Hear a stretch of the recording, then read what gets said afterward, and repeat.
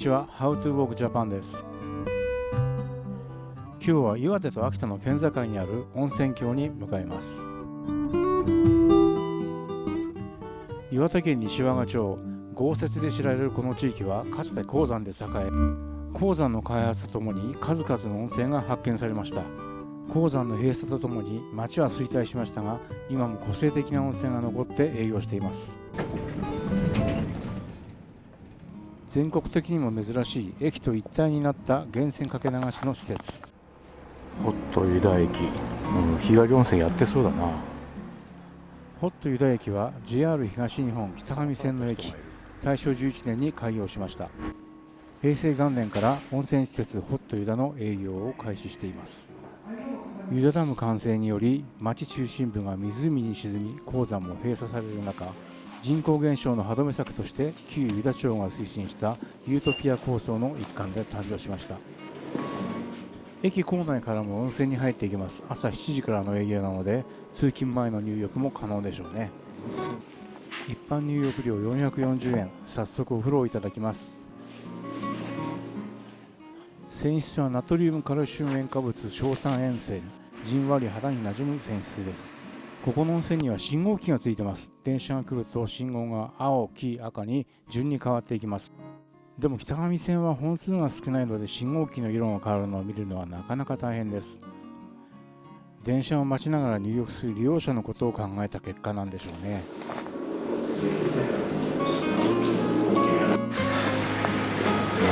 いいお湯だったな。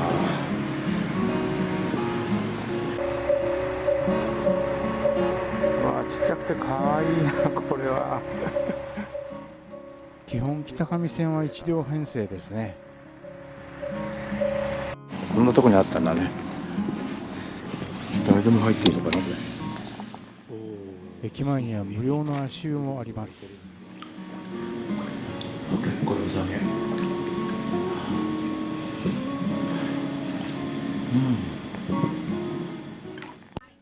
観光協会ではお姉さんが丁寧にいろいろ教えてくれます。割とどこ行ってもやってる感じですかね。そうですね。はい。一応やってることにはやってるんですけど、皆さん個人で経営されてる旅館さんで、どうしてもですね、ちょっと仕入れ等があった時に留守にしてる場合もあるんですよ。なるほど。なので、まあじゃあ行ってみて。運が良ければ入れるみたいな感じで、一応できるお宿さんと日帰り入浴できる施設も中にあるので、高重旅館さんは常に空いてます。確実に空いてます。で、一番大きい温泉施設なので多いかなと。あとは吉野家さん。今通ってきたらそこは日帰りって書いてありましたね。はい。誰かしらちゃんといらっしゃるのでいいかなと。わかりました。高重旅館を目指し湯川温泉方面に向かう途中、鉱山跡らしきものを発見しました。そうだよな。土畑鉱山は明治33年に発見され、大正4年第一次世界大戦で銅貨高騰の折、新工所を発見して事業を拡大。周辺には従業員とその家族3000人以上が暮らし、学校や郵便局だけでなく鉱山を経営していた田中工業が経営するレジャー施設やキャンプ場などもあったとのこと。今はもうその面影は残っていません。見えないのかと思ったら結構近くに見えるな。この場所に3000人もの町があったんですね。急に細くなるんだ。湯川温泉新生館。湯川温泉は出戸の湯、中の湯、奥の湯の湯量豊富な3つの温泉の総称。昔から岩手・秋田両県の湯治場として親しまれ賑わってきました。緑豊かな峡谷に軒を連ねる温泉街はひなびた雰囲気を出しており、風情たっぷりの個性にあふれる旅館が点在しています。なんたか旅館、吉野家、春山荘、清流風呂。いいなぁ。これがさっき言ってた新生館か。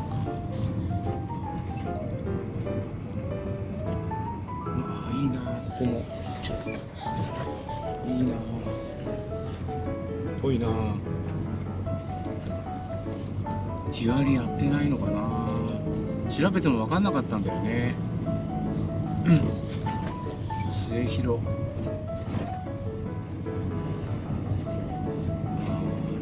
ちゃんと温泉街だ。ここの手前には色彩の宿ふるさと山戸といった規模の大きな温泉もあります。これらは高級な部類で日帰りはなさそうでしたので素通りしました。これから向かう高重旅館は案内所の方がおっしゃってた常に人がいる宿。人が常にいるっていうのは普通のことだと思ってましたが、ここではちょっと違うようです。すごいでっかいとこ。こんな山奥に。大正中期の創業以来、温泉と健康を理念とし、保養に適した源泉の宿です。800リットルもの豊富な湯量と黄金風呂や露天風呂、源泉サウナなどお風呂の種類も充実。館内の暖房はすべて温泉熱を利用しています。お邪魔します。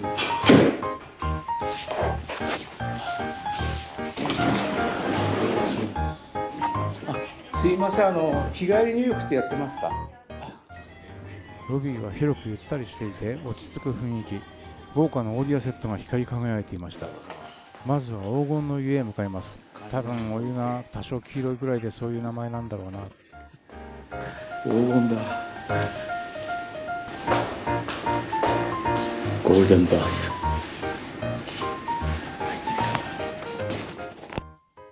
びっくりです。風呂全体が金ピカでした。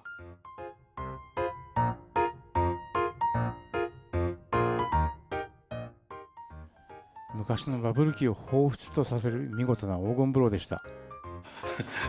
びっくりするほどピカピカだった。さすが黄金風呂。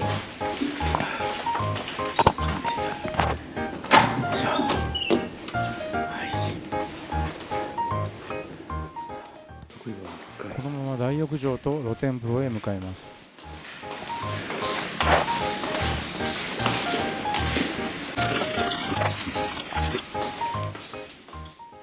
この旅館は湯治に力を入れており、素泊まり3000円台からの宿泊が可能です。大正期から温泉は人間の健康に寄与するという考えのもと、湯治客を受け入れています。温泉って本来そういうものだよなと改めて認識させられました。ほんのり味がする。開けた露天風呂の周りは我がの自然が取り囲んでいます。露天の奥には巨大なコンピラ様が祀ってありました。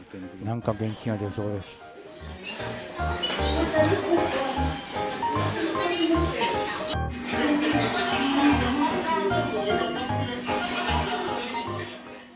湯田温泉郷菅生温泉には別の日に立ち寄ったことがあります。秋田横手で開催された鎌倉祭りの後、日帰り温泉で立ち寄りました。この辺りは夜8時頃まではだいたい入浴可能なことにもびっくりでしたが、それより驚いたのはその泉質。硫化塩低調性アルカリ性高温泉で若干脂臭い珍しい泉質でした。話好きのおかみさんとアットホームな雰囲気のロビーについつい長居したくなります。電話したものですけど、内風呂は 4,5 人は入れる大きさ、外に露天もありました。常連さんらしき人と一緒になりましたが、毎日のように通っているとのこと。地域に密着した素敵な温泉宿でした。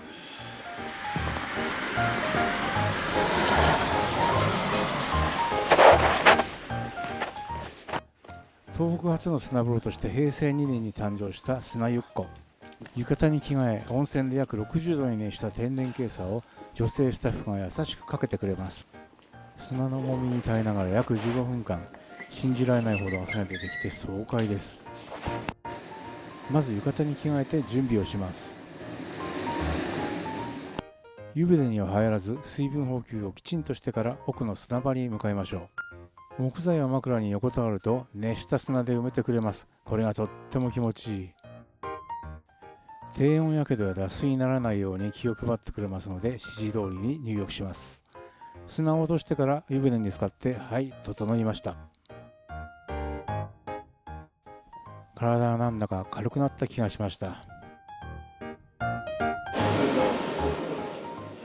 デトックスというやつでしょうか。めっちゃ温まった。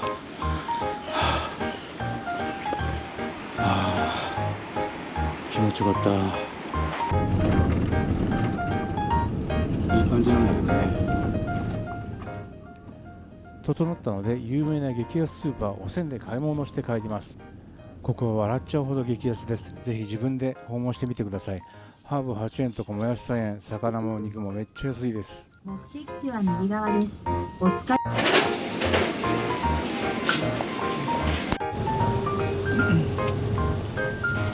多分その辺に氷瀑が見えるんじゃないのかな。